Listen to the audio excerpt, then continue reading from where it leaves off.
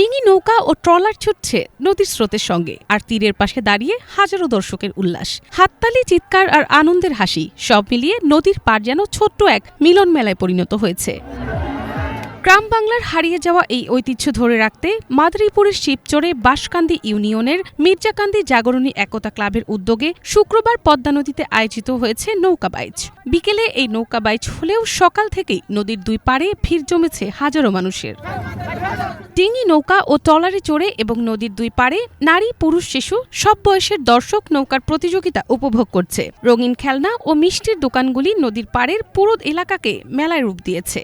নৌকা বাইচটি আয়োজন করেছেন, এটা আমাদের মনের খোরাক জুগিয়েছে। যেই পরিমাণ লোক এখানে এসেছে তারা সত্যি বাই হার্ট তারা আশা করে যে প্রতি বছর যাতে এরকম একটা আনন্দঘন পরিবেশ সৃষ্টি করে দেয় এই কর্তৃপক্ষ। মানুষ যেন আনন্দ উৎসবে থাকে, মনকে উজাড় করে দেওয়ার জন্য, বিনোদন দেওয়ার জন্য আজকে আমরা জাগরণী একতা ক্লাবের উদ্যোগে আমরা এই বাইচের আয়োজন করেছি।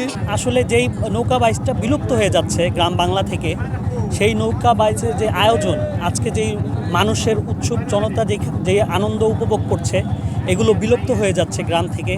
এগুলো সবসময় হওয়া উচিত বলে আমি মনে করি। অনেক মজা লাগতেছে এখানে এসে, অনেক এখানে যদি আরো বড় হতো তাহলে আরো বেশি ভালো হতো। এরকম মনে হয় দীর্ঘ 15 বছর যাওয়ার পর আমি এই আনন্দটা উপভোগ করতেছি, তো খুবই ভালো লাগতেছে। সর্বস্তর থেকে মানুষ আছে দেখার জন্য, সবাই এনজয় করতেছে, এটাই ভালো লাগতেছে সবার।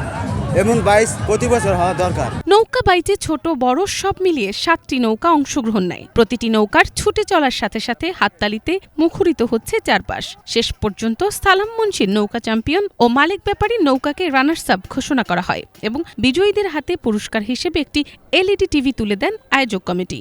জাগরণী একতা ক্লাব, এই ক্লাবের উদ্যোগে আমরা এবার নতুন করে শুরু করছি এখানে যে প্রথম নৌকা বাইচ, এবং সবার আনন্দ দেওয়ার জন্য আমরা চেষ্টা করছি। হ্যাঁ, তবে এবার স্বল্প পরিসরে হয়েছে। আমি যদিও আগে এটা জানতাম না, ওরা পরে এই করছে। যাই হোক, সামনে আমরা চাইতেছি আরও ভালোভাবে বড় করে করার জন্য, এবং সবাইকে যেন আরও ভালো আনন্দ দিতে পারি। আজ থেকে 30-35 বছর আগে আমরা যখন গ্রামে বড় হয়েছি তখন আমরা এই জিনিসটা দেখছি।